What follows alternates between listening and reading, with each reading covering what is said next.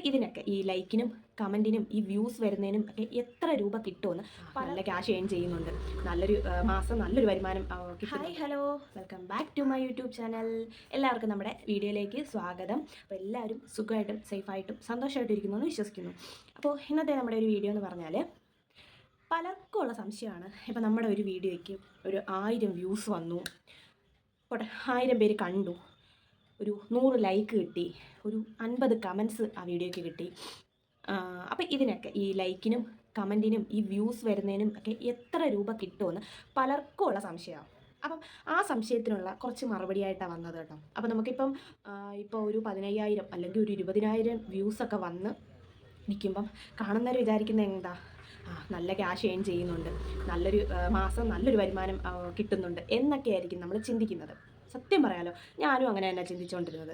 പിന്നീട് യൂട്യൂബിനെ പറ്റി മനസ്സിലാക്കി തുടങ്ങി, ഓരോ കാര്യങ്ങൾ മനസ്സിലാക്കി തുടങ്ങിയതിന് ശേഷം എന്താണിത്, എങ്ങനെയാണിത് എന്നൊക്കെ ഇപ്പോഴും ഞാൻ അതിനെപ്പറ്റി പഠിച്ചുകൊണ്ടിരിക്കുന്നതേ ഉള്ളൂ കേട്ടോ. ഓരോ കാര്യങ്ങളും എൻ്റെ വെറും തെറ്റിദ്ധാരണ മാത്രമാണ് എന്ന് ഞാൻ ഓരോ വീഡിയോസിലൂടെയും ഒക്കെ തന്നെ മനസ്സിലാക്കിക്കൊണ്ടിരിക്കുന്ന ഒരു കാര്യം. അപ്പം പലർക്കും ഉള്ള സംശയമാണ്, 100 ലൈക്കിന് എത്ര രൂപ കിട്ടും, അല്ലെങ്കിൽ കുറേ കമൻസ് വന്നിട്ടുണ്ടെങ്കിൽ എത്ര രൂപ കിട്ടും. എൻ്റെ ചേട്ടായി തന്നെ പറയുന്ന കാര്യം കേട്ടോ. ഇപ്പം ഒരു 1,00,000 വ്യൂസൊക്കെ ഒരു ആളിൻ്റെ വീഡിയോക്ക് കിട്ടിയെന്ന് വെച്ചോ. അപ്പം ചേട്ടായി പറയുന്നത് നല്ലതായിട്ട് വരുമാനം അവരുണ്ടാക്കുന്നുണ്ടായിരിക്കും എന്നൊക്കെയുള്ള ചിന്തയായിരിക്കും അവർക്കുള്ളത്. അപ്പം നമുക്ക് യൂട്യൂബിൽ നിന്ന് എങ്ങനെ വരുമാനം ഉണ്ടാക്കാം. ഫസ്റ്റ് തന്നെ ഞാൻ പറയട്ടെ, നമുക്കിപ്പം ഒരു യൂട്യൂബ് ചാനലുണ്ട്. ആ ചാനൽ തുടങ്ങുമ്പോൾ ഞാൻ പല വീഡിയോസിലും ഞാൻ പറഞ്ഞിട്ടുണ്ട്.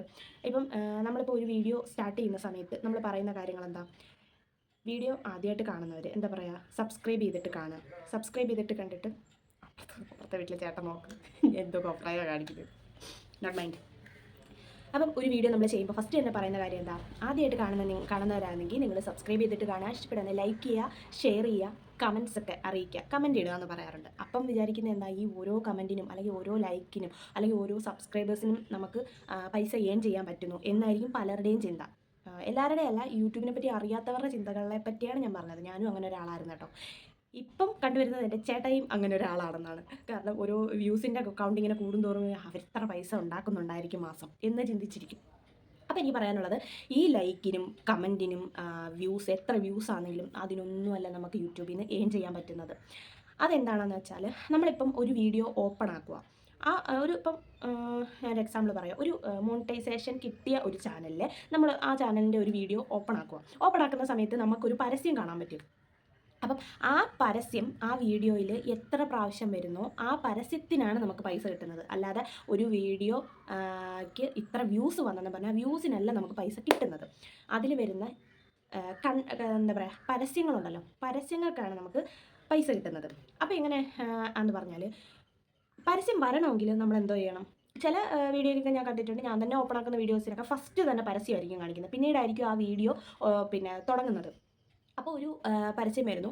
അപ്പം ഇടയ്ക്ക് നമ്മൾ വീഡിയോ ഇങ്ങനെ കണ്ടുകൊണ്ടിരിക്കുന്നതിൻ്റെ ഇടയ്ക്കായിട്ട് പരസ്യങ്ങൾ വന്നുകൊണ്ടിരിക്കും. അതിന് നമ്മൾ എന്താ ചെയ്യേണ്ടതെന്ന് വെച്ചാൽ, മിനിമം ഒരു 10 മിനിറ്റെങ്കിലും ഉള്ള വീഡിയോ നമ്മൾ അപ്ലോഡ് ചെയ്യണം. ഒരു 5 മിനിറ്റിനും ഒരു 10 മിനിറ്റിനും ഇടയ്ക്കായിട്ടുള്ള വീഡിയോസ് അപ്ലോഡ് ചെയ്യണം. 10 മിനിറ്റെങ്കിലും ഉള്ള വീഡിയോ അപ്ലോഡ് ചെയ്യുക. അപ്പോൾ അതിൻ്റെ ഇടയ്ക്ക് നമുക്ക് മിനിമം ഒരു 3 പരസ്യമെങ്കിലും നമ്മൾ കണ്ടിന്യൂസ് ആയിട്ട് കാണുന്നെങ്കിൽ പരസ്യം വരും അതിന്. അപ്പോൾ അതിലൂടെയാണ് ആ ഒരു ക്രിയേറ്ററിന് ഏണിങ്സ് ഉണ്ടാകുന്നത്. നമ്മൾ പറയും, ഞാനും എൻ്റെ പല വീഡിയോസിലും പറഞ്ഞിട്ടുണ്ട്, സ്കിപ്പ് ചെയ്യാതെ കാണുക, എന്നാലേ എൻ്റെ വാച്ച് അവർ കൂടത്തുള്ളൂ, എന്ന് കാണുക എന്ന് പറയത്തില്ലേ. അത് പറയുന്നത് എന്താണെന്ന് വെച്ചാൽ, അത് മോണിറ്റൈസേഷൻ ആവാത്ത ചാനലുകൾക്കുള്ള കാര്യമാണ് പറയുന്നത് കേട്ടോ. നമുക്കിപ്പം യൂട്യൂബ് എന്ന് പറയുന്നത് ഒരു ഫ്രീ ആയിട്ടുള്ളൊരു പ്ലാറ്റ്ഫോമാണ്.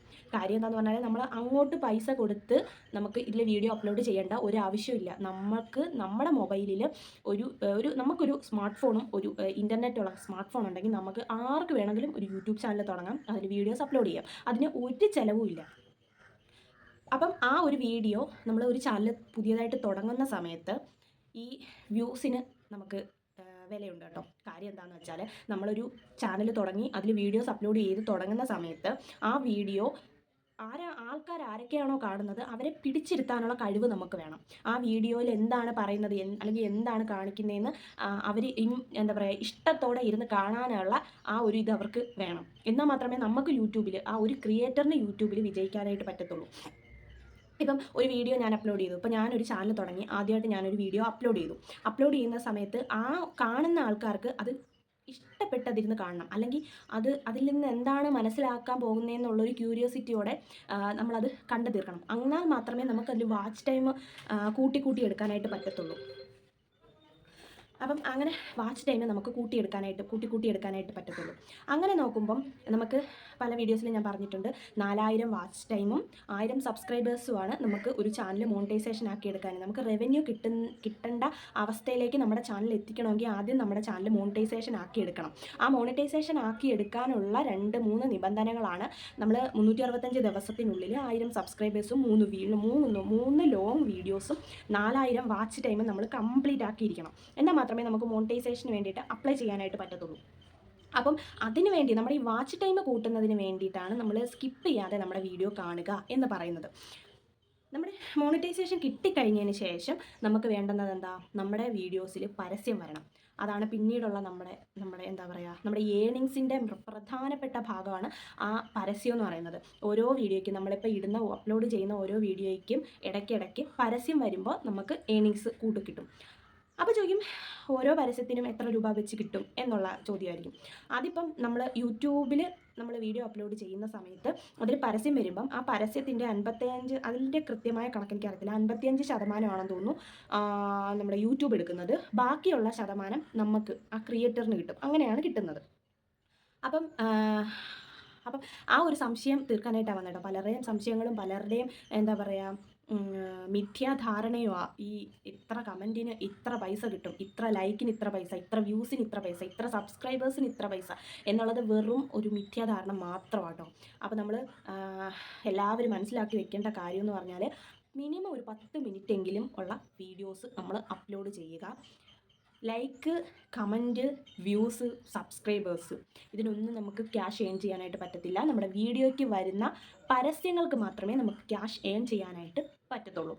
അപ്പോൾ അങ്ങനെ ഓരോ കമൻറ്റിനും പൈസ കിട്ടും എന്ന് വിചാരിക്കുന്നവരോട് ആ കമൻറ്റും ലൈക്കും ഷെയറും ഒക്കെ ചെയ്യാൻ പറയുന്നത്, നമ്മളിപ്പോൾ ഒരു വീഡിയോ കണ്ട് അതിൻ്റെ താഴെ കമൻറ്റ്സ് ഒക്കെ അറിയിക്കുമ്പോഴത്തേനും, കുറച്ചധികം കമൻറ്റ്സ് ഇങ്ങനെ വരുമ്പോഴത്തേനും യൂട്യൂബ് വിചാരിക്കുന്നത് ആ വീഡിയോയ്ക്ക് എന്തോ ഒരു നല്ല കണ്ടൻറ് ഉണ്ട്.